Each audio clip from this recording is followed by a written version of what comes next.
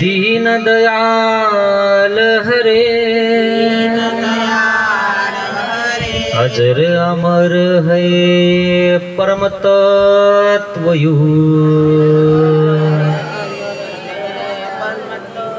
काया के सुख दुख समझावे, श्री कृष्ण गोपाल हरे,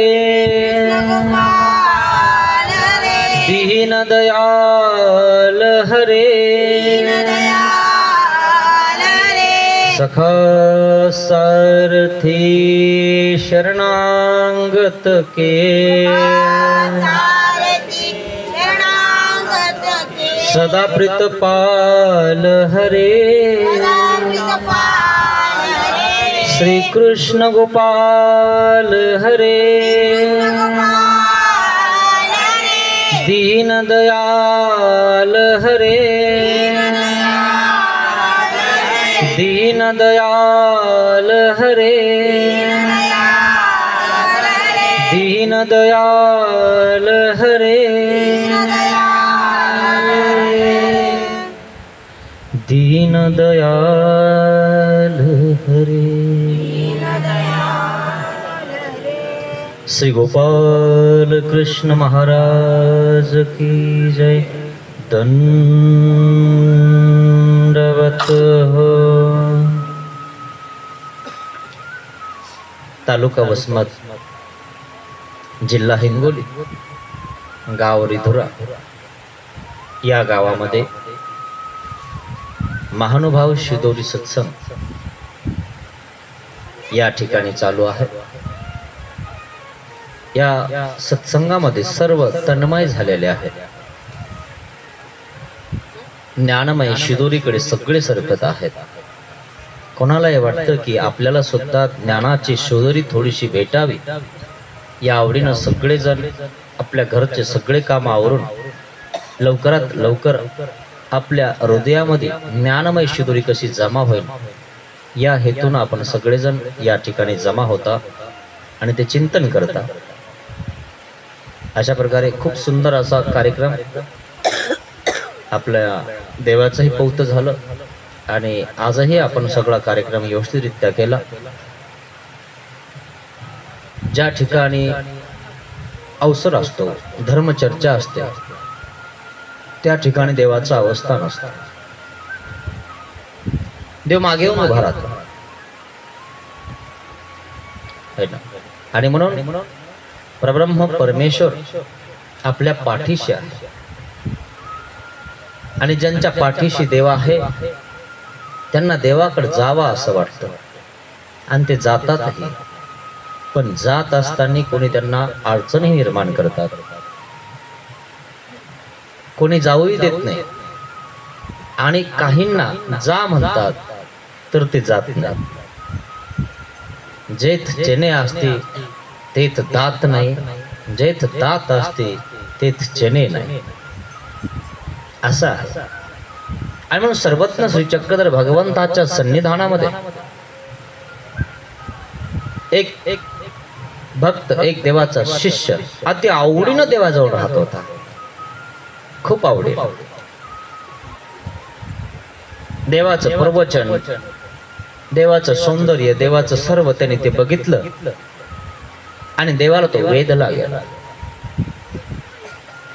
आणि बाईसा सोबत त्याचं चांगलं जमायचं, बाईसाला तो काही ना काहीतरी व्यापार करू लागायचा, असा तो पद्मनाभी। आणि बा देवाजवळ रमला तो, घरी जावा असं वाटेना त्याला।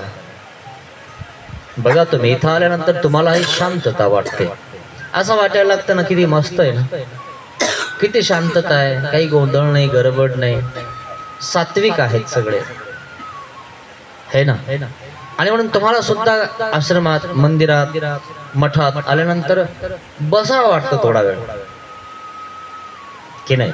आता तुम्ही काय बोलणार आमच्या सोबत, कारण तुमच्या प्रपंचाच्या गोष्टी त्यामध्ये तुम्हाला आम्ही सांगायला गेलो तर समजायला तयार नसतात। आणि म्हणून एखाद्या वेळेस आम्ही तुमच्या गोष्टी काढतो, बरं आहे का, आई बरी आहे का, वडील बरे आहेत का, घरचं सगळं चांगलं आहे ना? हो हो. आणि मग सुरुवात होते बोलण्याला.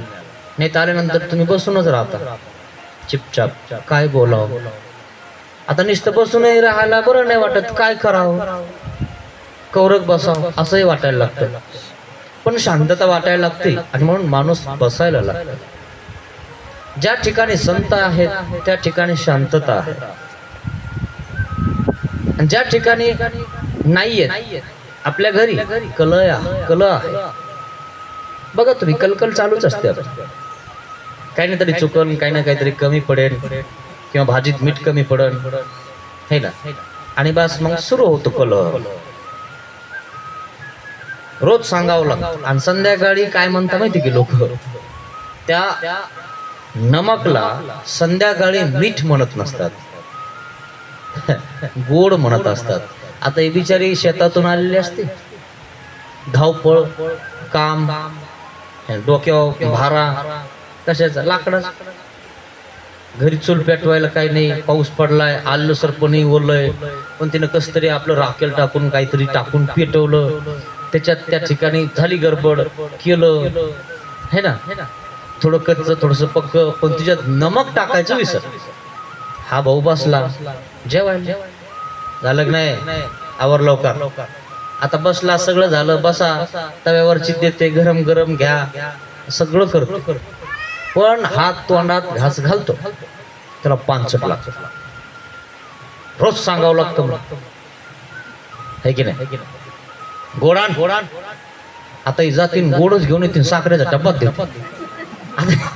हिच्या डोक्यातच म्हणजे हा दिसत बेजार, घ्या साखर दिली काय तुला गोड, अरे मीठ, अरे संध्याकाळी मीठ म्हणत नसतात, तुला कळत काय? मला कुठं माहिती एवढं, हे घ्या सरकला डब्बा. असा प्रकार आहे मित्र. आणि म्हणून इथं शांतता, आपल्या घरी कला आहे आणि या कलामधून आपल्याला बाहेर निघायचं आहे, शांत व्हायचं आहे. शांत जो आनंद आहे त्या आनंदाला पात्र व्हायचं आहे. आणि म्हणून संतांची जवळीक करतो माणूस. काय जवळीक करायला लागतो, जवळ यायला लागतो, पुढे सरकायला लागतो. जसं जसं तुम्हाला ज्ञान होतं तस तस तुम्ही पुढे सरकता, जवळ येता. नाही तसं काय नसतं इथं. आणि जेव्हा नवीन आहे, जेव्हा काही माहिती नाहीये, तेव्हा तुम्ही दूर असतं. नको काही झालं, काही चुकलं, उगाच आपल्याला बोलायचं कोणी, खरे की नाही. पण मग तुम्हाला शांतता आणि सात्विकता वाटायला लागली की तुम्ही पुढे सरकता. नाही आपल्याला ऐकायला व्यवस्थित आलं पाहिजे आणि आपली शिदोरी आपण व्यवस्थित घ्यायची, खरे की नाही. आणि म्हणून ही शांतता महत्वाची आहे मित्रांनो. आणि शांत माणूस ज्ञानाने होतो. नाही ज्ञाने न सदृश्यम पवित्र मी विद्यते है. ज्ञानाशिवाय पवित्र गोष्ट एक सुद्धा नाही. ज्ञानच तुम्हाला पवित्र करू शकतं. अपवित्र ते पवित्र की जोजी. काय आपण देवाला प्रार्थना करत असतो, महाराज मी अपवित्र आहे, मला तुम्ही पवित्र करा, आपलं ज्ञान द्या, आपलं ज्ञानामृत मला पाजा. आणि मग देव काय करतात हे ना. आपण देवाकडे आल्यानंतर सुरुवात होईल ना, संताकडे आल्यानंतर सुरुवात होईल ना. म्हणजे तुम्हाला काय होतं, दर्शन होतं. दर्शन झाल्यानंतर तुम्ही जवळ आले. आणि तुम्ही सांगितलं देवाला, महाराज मी अपवित्र आहे, मला पवित्र करा. देव काय करतात, स्पर्श करतात. दंडवत केला ना, स्पर्श, दर्शने स्पर्शने. आणि मग तुम्हाला काय वाटतं, मायेचा एक स्पर्श मला देवाने केलेला आहे. आपल्या आईनं, आपल्या बापाने आपल्या डोक्यावरून, खांद्यावरून हात फिरवला, पाठवून हात फिरवला, आपल्याला बरं वाटतं. तसं एखाद्या संतांनी आपल्या पाठीवरून आपल्याला आशीर्वाद दिला, शुभ आशीर्वाद दिला, तर आपल्याला बरं वाटतं की नाही. तसं देवाच्या जवळ तुम्ही गेले, आता संतांच्या जवळ जाणार, अधिकरणांच्या जवळ जाणार, पुढे प्रसव वाढत जाणार आणि पुढे चालून देवाचा योग येणार. आणि मग तुम्ही पवित्र होणार. आणि मग देवाचं दर्शन, मग देव तुम्हाला स्पर्श करणार. मग काय करणार, दर्शने स्पर्शने संभाषणे. देव मग तुम्हाला बोलणार आहे ना. आता आपला एवढा अधिकार नाही, एवढं भाग्य नाही, म्हणून आपला आता असं चालू आहे. दर्शन झालं तुम्हाला, मी जेव्हा आलो, स्पर्श झाला एकमेकाला, चला या, दंडवत दंडवत, संभाषण झालं. तुमचे जे न्यूनगंडता आहे, जे अपवित्रता आहे, धीरे धीरे बाहेर पडायला लागते. तुम्हाला असं वाटायला लागते खरं आहे बाबांनी सांगितलं. आपण आपलाच विचाराने चालत असतो, पण नाही, जे सांगतात तेही खरं आहे. आपण एखादं दुसरंच काहीतरी धरून ठेवलेलं असतं. आपण काय म्हणतो, सगळे असेच तर करतात, मग कोणाला काय माहिती आहे. नाही, पण बाबांनी सांगितलं असं नका करू आता, है ना. तो मळ तुम्ही काढून टाकता आणि पवित्र त्या ठिकाणी होता. आणि असा पवित्र झालेला व्यक्ती तो मार्गाच्या दिशेने लागायला लागतो. तसा तो पद्मनाभी दर्शने, स्पर्शने, संभाषणे पवित्र झाला, देवासोबत राहायला लागला. जो पवित्र झालेला आहे तो देवासोबत राहतो, आश्रमात जातो, आश्रमात राहायला लागतो. आणि मग घरचे त्या ठिकाणी काय करतात, कुजबुज करायला लागतात. का नाही होतो असं हा अनुभव. मग गेला तर अजून आला नाही, आणि येतो का नाही असं, आणि तिकडच राहतो काय, बाबाचाच होतो काय. खरे खरे, कारण हा पवित्र झाला, ते पवित्र आहे. त्यांच्याकडे ती शिदुरी नाहीये, ते ज्ञान नाहीये. जीव, देवता आणि प्रपंच आणि परमेश्वर हे ज्ञान त्यांना झालेलं नाहीये. आणि म्हणून जीवन आपण कोणासाठी अर्पण करावं हे त्यांना माहिती नाहीये. पण ज्याला माहिती झालेलं आहे तो आता सरकला, देवाच्या दिशेकडे जात आहे, देवाच्या मोक्ष मार्गाच्या रस्त्याने चालत आहे. तसाच एक पद्मनाभी देवाकडे आलेला आहे, पण त्याचा भाऊ इतका खतरनाक आहे.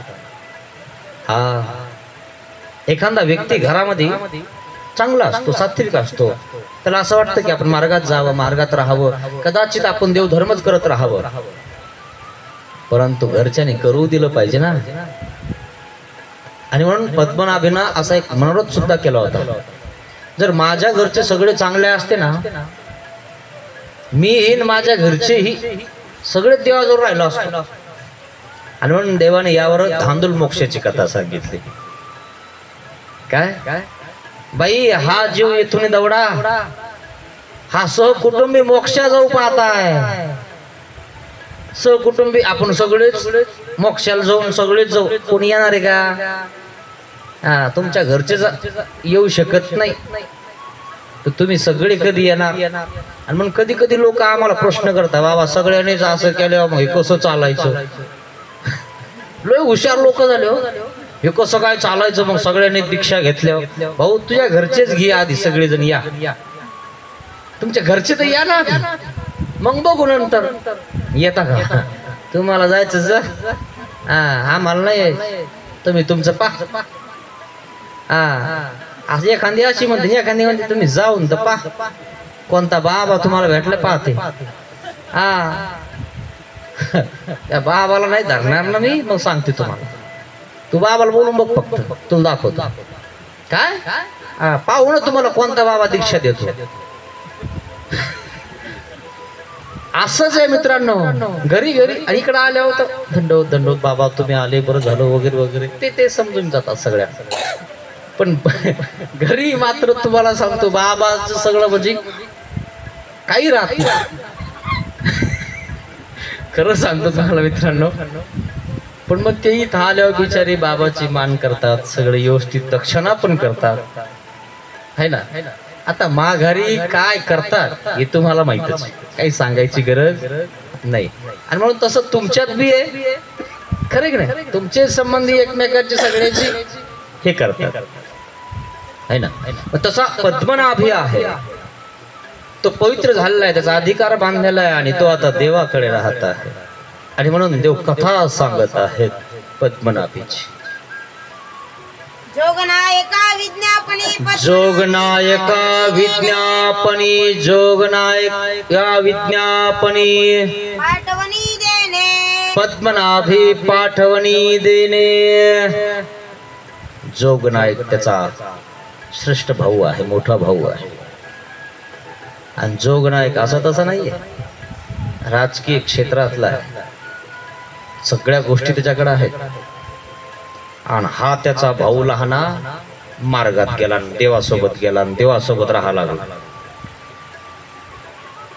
आणि तो आला आणि त्यात जवळ माणसंही होते, साधा सुद्धा नव्हता. हा त्यांनी टीम होती ना, म्हणे जा रे आमका बाबा आहे, आईसे नि आईसे करा. हा माझ्या भावाला घेऊन गेला, काय हे करून टाका, जा तुम्ही. आता काय करायचं त्याने सांगितलं. ते म्हणे मी मागून येतो, पण फक्त पुढे जा. हा मार्गात राहतो हा. असा हा जोगनायक पद्मनाभीचा भाऊ आहे. मग जोगनायक ते पद्मनाभी देवांचे श्रेष्ठ भाऊ आहेत पद्मनाभीचे. पद्मनाभी ते गृह सांडोनी सन्निधान. पण पद्मनाभी गृह सांडून, घर सोडून, घर दार, आई बहीण ताई जे काही असतील संबंधी, काका मामा मावशी सगळ्यांना सोडून दिलं आणि देवाच्या मागे गेला आणि देवाजवळ राहायला लागला. पद्मनाभीला आवडलं देवाचं. शांतता महत्वाची आहे, सुख महत्वाचं आहे, आनंद महत्वाचा आहे. आनंद प्राप्त करण्यासाठी आश्रमात राहणं महत्वाचं आहे, आश्रमात ज्ञान घेणं महत्वाचं आहे. आणि ज्ञान ज्याला झालं त्या ठिकाणी ज्ञान मोचक सांगितलेलं आहे. आणि म्हणून देवाचं ज्ञान घ्यायचं आहे आणि देवाने सांगितलं ते मला करायचं आहे. 11 विधीचं अनुष्ठान करायचं आहे. आणि म्हणून पद्मनाभी देवाजवळ आहे. सगळं घर दार सोडून तो देवाजवळ गेलेला आहे.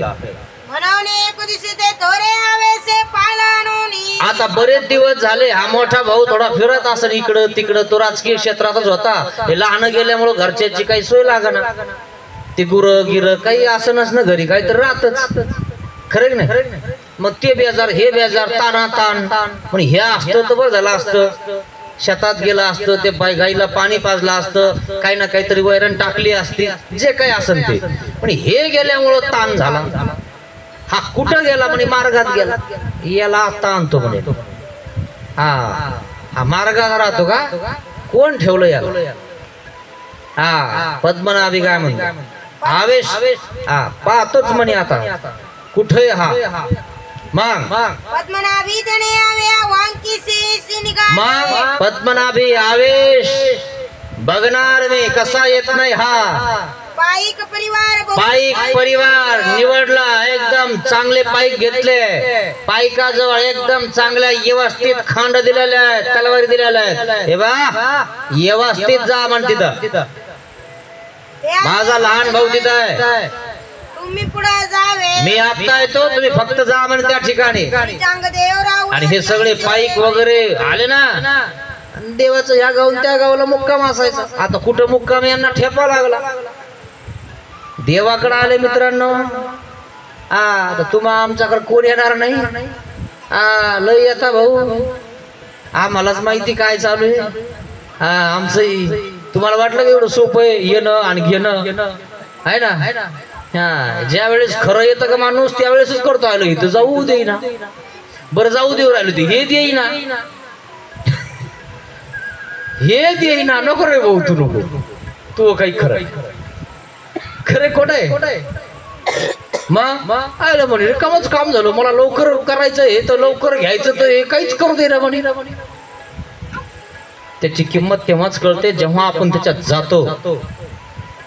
काय आपल्याला बरोबर काही लागत नाही मित्रांनो, पण ज्यावेळेस त्याचं महत्व आपल्याला कळतं आणि ते करायला जातो त्यावेळेस आपल्या अडथळे निर्माण होतात.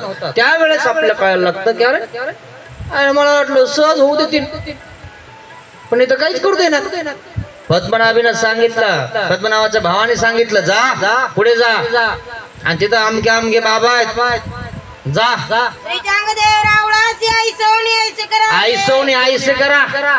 हा बघू पद्मनाभी जर येत नसेल, धाडत नसतील, बघून घ्या बाबाला. पद्मनाभी जाणावे, जा पद्मनाभीला घेऊन या इकडं.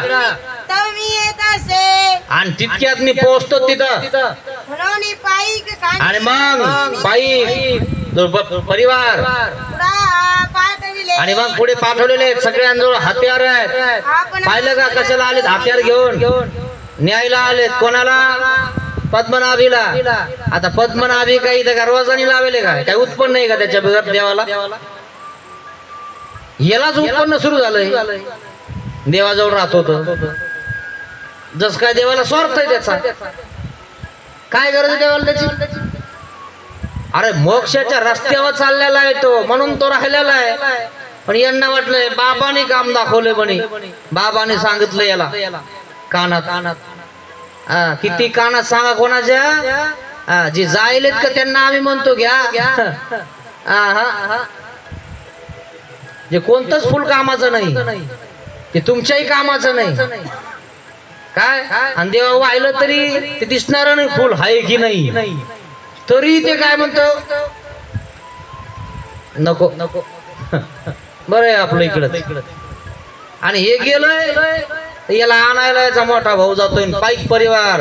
बाबा नाही धाडलं ना, आईसो आईसो की जे. मग आपण मांगीलाकडं निघाला. मग आता हे गेले ना पुढे, आणि मग हा थोड्या वेळाने निघाला. आता हा जरा हेच आहे, राजकीय क्षेत्रातला मोठा माणूस आहे थोडा. हे पाठवून दिले पुढे पाईक. मग उद्याच दुपारीचा पूजा अवसर झाले. देवाला दुपारचा गंधा अक्षता टिळा समर्पण झालेला आहे.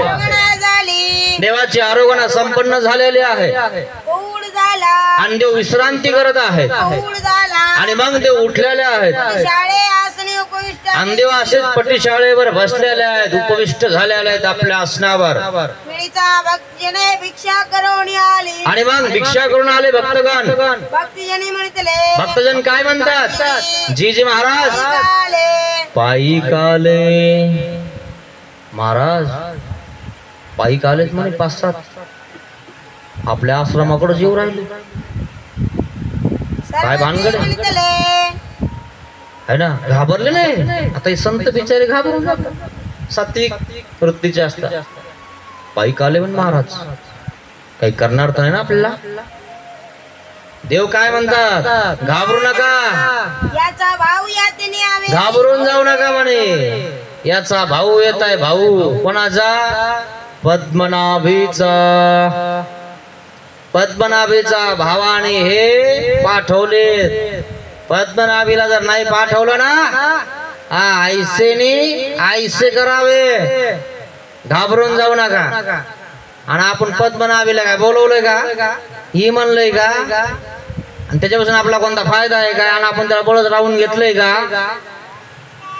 आलाय तर घेऊन जाय म्हणा. सांभाळ तू नीट. तुला सांभाळणं होईना म्हणून तो आमच्याकडे आलाय का नाही?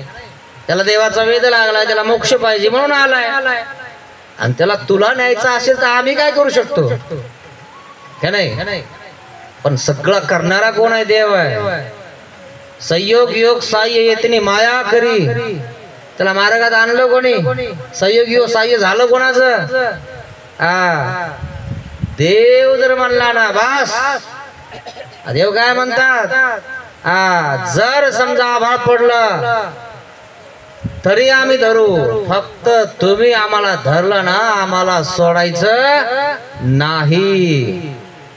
न भ्या हो साधे हो हे तोनी वाजत वारा धरी जाईल. तुम्हाला वारा सुद्धा लागू देणार नाही आम्ही. फक्त आम्हाला तुम्ही धरलं ना तेवढं धरून राहा. नाही तर महातच आम्हाला धरतान आणि आम्हाला सोडून विष्णूला धरतान आणि एकदा कृष्णाला धरतान आणि असं कोणाला धरतान. तर नेमकं तुम्हाला कोण पाहिजे तुम्ही ठरवा.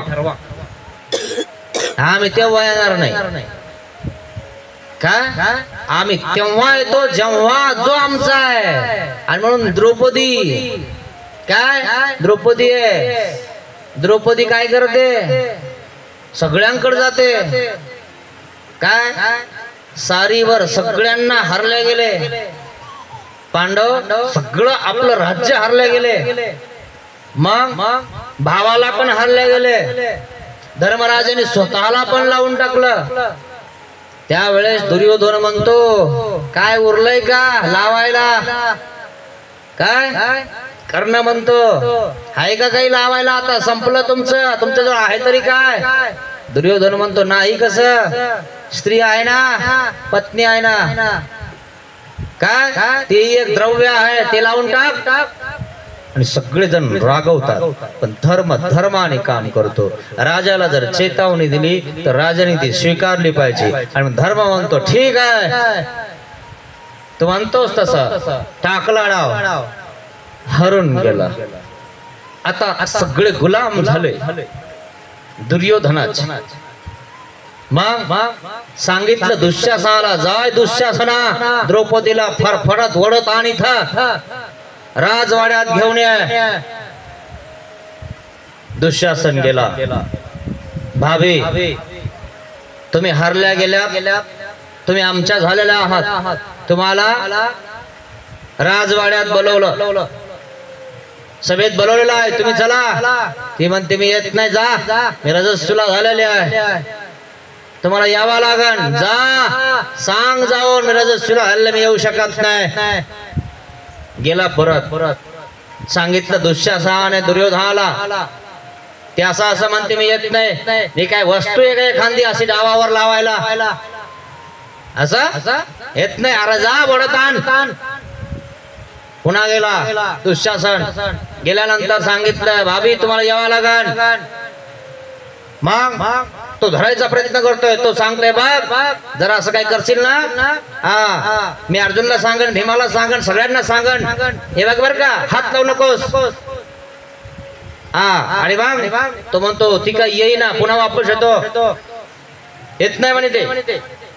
मग दुःशासनाला सांगितलं तिसऱ्यांदा दुर्योधनाने, बघ जर तू तिला आता फरफडत ओढत नाही ना, हा माझ्या इतकं वाईट नाही, काही हो, तिला वडत आण, वडत आणलं, फरफडत आणलं. ज्या वेळेस ती रजस्वला झालेले त्यावेळेस आणलं, त्यांनी काही पाहिलं नाही, आणलं वडत आणलं, राजसभेत त्या ठिकाणी आणलेलं आहे. आणि मग त्या ठिकाणी सगळे वीर महारथी आहेत, आणि त्या ठिकाणी धृतराष्ट्र आपल्या सिंहासनावर बसलेला आहे. त्या ठिकाणी ती पोहोचली आणि त्या राजाकडे जाते, अहो तुमच्याच सुनबाईचं, तुमच्याच राजवाड्यात हे असं केलं जातं, तुम्हाला हे बघायला डोळे नाहीये म्हणून बरं आहे, पण ज्यांना बघायला डोळे त्यांच्याकडे ती जाते. अहो हे काय चालू आहे, अहो काय करताय, मी रजस्वला असताना का माझी स्त्रीची आबरू त्यांनी काही ठेवली नाही, असं का करताय तुम्ही, तुम्ही राजा आहात, न्याय करा. जो राजा न्याय करत नसेल तो राजा नाहीये. रडत आहे की सगळ्यांकडे रडत आहे. त्या ठिकाणी महारथी आहेत, भीष्म पितामह, द्रोणाचार्य, कृपाचार्य, कर्ण, सगळे आहेत, महारथी आहेत. या महारथीकडे गेली, द्रोणाचार्याकडे गेले. द्रोणाचार्य आपण सांगा ना, माझ्यासोबत असं काही करू नका. दुर्योधन सांगतोय दुःशासनाला, अरे बघतोच काय, वड तिला, हे काही बोलून त्या ठिकाणी काहीतरी करून टाकेल, वड तिला, नग्न अवस्थेत कर या ठिकाणी तिला, या राजसभेमध्ये.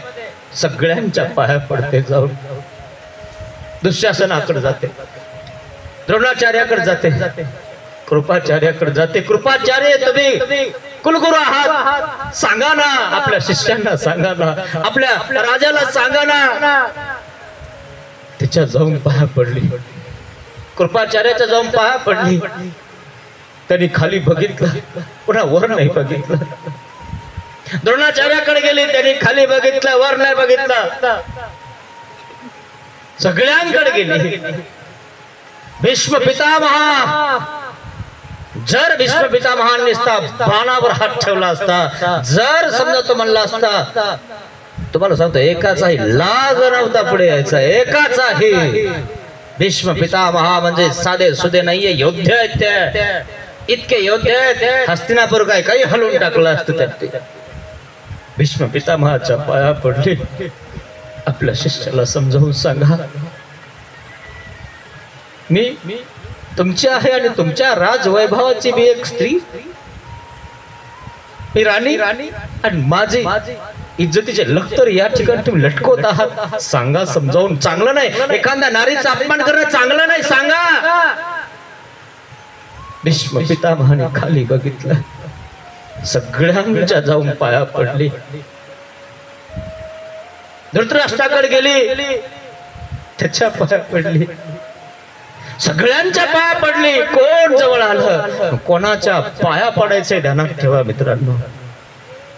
आपला तो देव एक करून घ्यावा. कोणाच्या पाया पडल्याने आपल्याला मोक्ष होणार नाही मित्रांनो.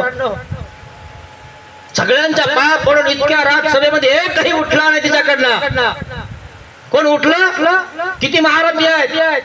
महाभारतातलं युद्ध खऱ्या अर्थाने तो सुरुवात होती. एक जवळ नाही आलं. दुर्योधन सांगतो दुःशासनाला, अरे वाढ नग्न करून टाकीला. ओढलं. दुःशासन ओढत तिला आता असं वाटलं माझं रक्षण करणारा कोणीच राहिला नाही. मी सगळ्यांकडे भीक मागितलं, सगळ्यांकडे नाक रगडवलं, मला वाचवा, मला वाचवा. कोणी माझं संरक्षण करायला नाही आलं. माझा भाऊ श्रीकृष्ण भगवान बास, तोच माझं संरक्षण करू शकतो. आता तिला आठवलं, अरे यांच्या पाया पडायच्या आधी जर तू त्याला आठवलं असतं ना, यांच्या पाया पडायची गरज नव्हती तुला, यांच्या समोर नाक घासायची गरज नव्हती तुला. तेव्हा देवाचं चिंतन करायचं होतं. पण आता बास सगळ्यांकडे जाऊन थकली, आता तेव्हा ती देवाकडे जाते. श्रीकृष्ण माझा तू पाठी राखायस रे, मला वाचव. हात वर करून देते. दुःशासन साडी ओढतो. श्रीकृष्ण भगवंताला तिनं राजसू यज्ञाच्या आग्र पूजेच्या वेळेस एक चिंदी बांधली होती. एक चिंदी बांधलेली होती. ज्या वेळेस शिशुपालाचा वध केला त्यावेळेस थोडस असं ताट देवाच्या करांगोळीला घसरलं. राजवाड्यात चिंदी कुठली हो? सगळ्यांनी विचार केला, अरे देवाच्या करांगोळीतून रक्तबिंदू निघत आहे. कोणी समोर नाही आलं. कुठं बघणार, काय बांधणार? कोणाची ताकद झाली नाही आपल्याला शालू फाडायची. त्या द्रौपदीने टारकान दिशी शालू फाडला. तितक्या सभेत जाऊन श्रीकृष्ण भगवंताच्या करांगोळीवर बांधला. श्रीकृष्ण भगवंताने सांगितलं, याचा हिसाब मी चुकता करे. तू एक चिंदी वाहिली ना मला, तुला इतक्या चिंध्या पुरवणा. त्यावेळेस ज्या वेळेस तिनं वर हात केले, श्रीकृष्ण तूच माझा पाठीराखा काय, आता मला वाचव. त्यावेळी श्रीकृष्ण भगवंताने चिंदी द्यायला सुरुवात केली. दुःशासन वढून वढून थकला मित्रांनो, पडला. श्रीकृष्ण भगवंताने त्याच्यावर काय केलं? संरक्षण केलं. का? नाम तारी.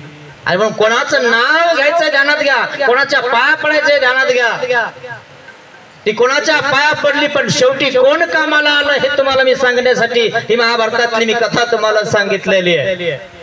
आणि म्हणून हा पद्मनाभी देवाचं नामस्मरण करत आहे, चिंतन करत आहे. तो योग्य ठिकाणी पोहोचलेला आहे. पण हे त्याला घरचे आता ओढत आणत आहे. चल तू घरी. काय तिथं? कशाला गेला तिथं? घरचे काम धंदे सोडून तिकडे काय तुला? आणि म्हणून त्यांनी पाईक पाठवले देवाकडे. जा घेऊन या त्याला. जर बाबा नाही पाठवलं ना, ऐसे नाही ऐसे करावे.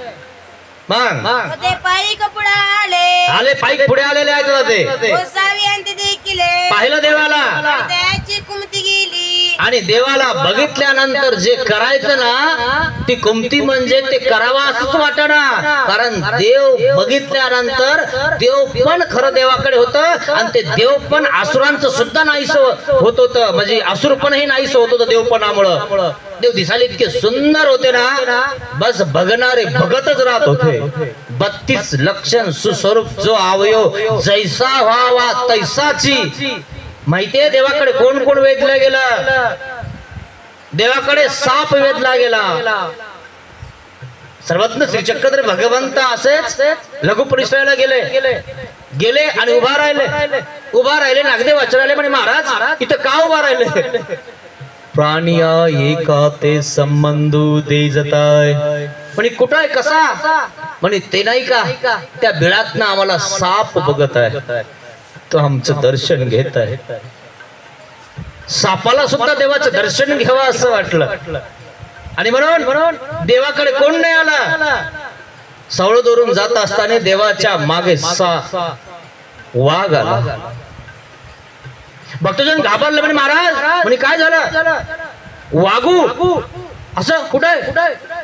देवाने बघितलं आणि तो देवाकडेच येत आहे. देवाची सौंदर्य श्रीमूर्ती बघून त्याच्यावर जो पूर भाव आहे तो नाहीसा झाला आणि सेवा भाव उत्पन्न झाला.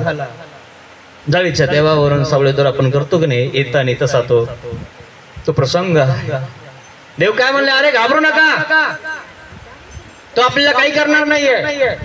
म्हणजे महाराज कसं काय नाही बस त्यांनी आमचं दर्शन घेतलेलं आहे आता तो तुम्हाला काही करणार नाहीये. त्याची जी पूर भावना आहे ती नाहीशी झालेली आहे. तो आम्हाला वेधलाय तो आमच्याकडे येत आहे त्याला आमचा आनंद पाहिजे आणि म्हणून तो आपल्या सोबत चालत आहे. तुमचे जे गतुडे आहेत ना जे परोटले आहेत ना त्या बांधा वाघाच्या पाठकुळीवर ठेवा. पाहिला वाघाच्या पाठकुळीवर भक्तजनाच्या परोटल्या पट्ट्या काय आणि ते ठेवलं गाव जवळ आलं.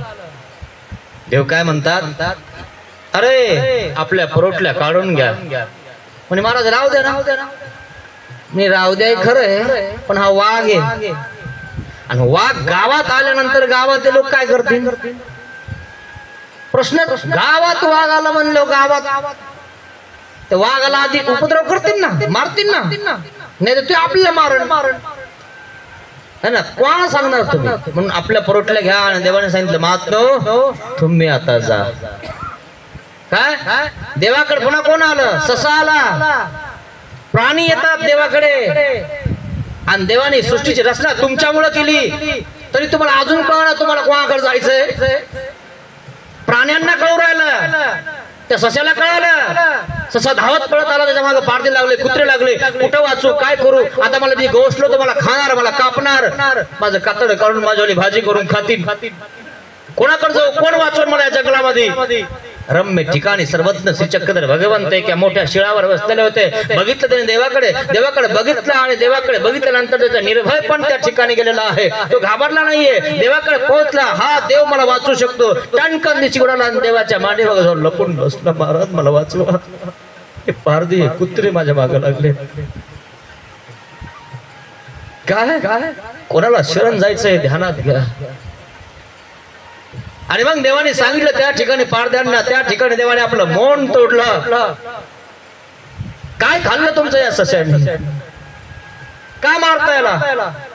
महाराज रोज वेळ लावू नका पैंज लावलेली आहे माझा तर आमच्या पडू नका. अरे हा तर गवत खातो शेतातलं काही तुमचं नुकसानही करत नाही. नदीचं पाणी पितो.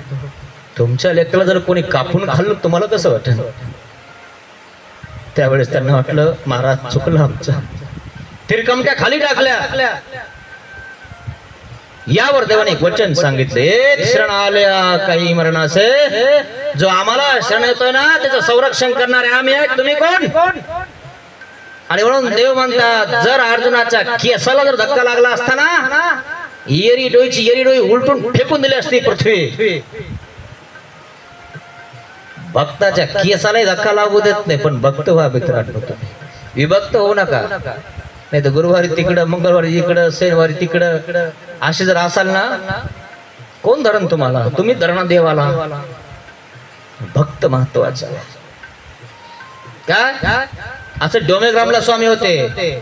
प्राणी देवाकडे येत आहे पण माणसं येईनात आणि माणसासाठी पृथ्वी रचली मानवासाठी रचली. एक बेंडका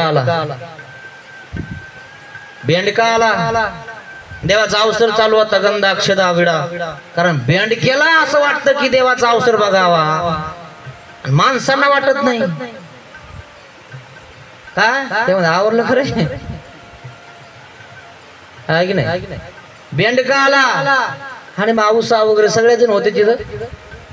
पाऊस पडला होता नेमका आणि पाऊस पडला ट्रॉक ट्रॉक ट्रॉक बेंडके जिकडं तिकडं लय बेंडके झाले नदीत.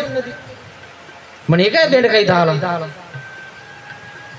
ते काहीच बोलले नाही. तिने धरला आणि त्याला टाकून तिकडं जाय तिकडे येऊ नको पुन्हा इकडं बेंडके झाले म्हणले मग ते पुन्हा आलं ना दुपारच्या अवसराला हा पण बेंडके लय झाले देव म्हणले बाई बेंडके जास्त नाही झाले कोणतेही बेंडके आमच्या जवळ येत नाही जे ट्रक करणार आहेत ना ते फक्त इथं ट्रक करता म्हणे नदीचं ट्रक करता इकडे बाहेर येतच नाही आणि जे बाहेर येणार आहेत आणि आमचं दर्शन घेणार आहेत ना तो एकच बेंड काय आणि बेंडके जास्त झाले नाही म्हणे नाही म्हणे ह्या का बेंड काय म्हणे हा नाही आमच्या दर्शनासाठी आलाय आमचा अवसर बघायला आलेला आहे म्हणे तो त्यातला नाही म्हणे हा बेंड का नुसता बोलणारा हा असा बेंड काय म्हणे नाही म्हणे महाराज लय बेंडके झाले मग नेऊन टाका म्हणलं लांब तिकडं मग लय झाले तर आता येऊ देऊ नका इकडं संध्याकाळी आला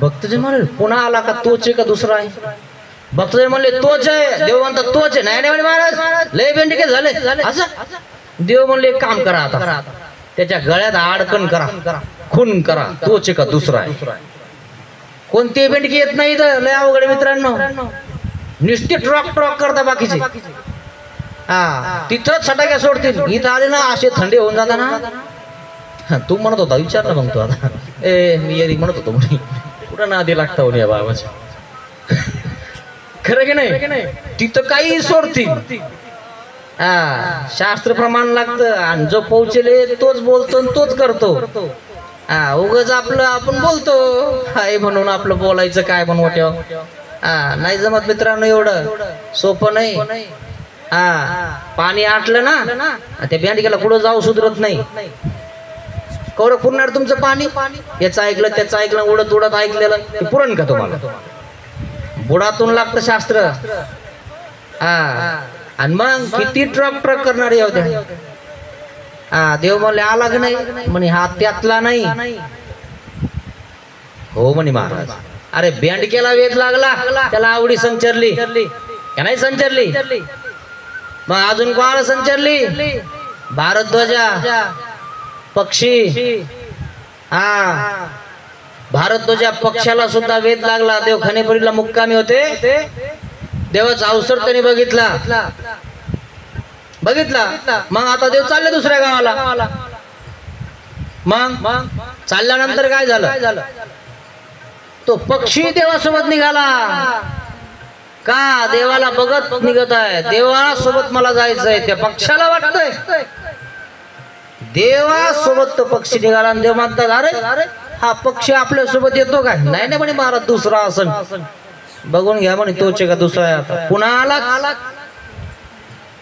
काय पुन्हा पुढे बसलाच पुढच्या कुपाटीवर अशा प्रकारे त्या ठिकाणी तो पक्षाला वेध लागला त्या भारद्वाजाला वेध लागला जेव्हा स्वामी नदीतनं चालले होते तेव्हा मासे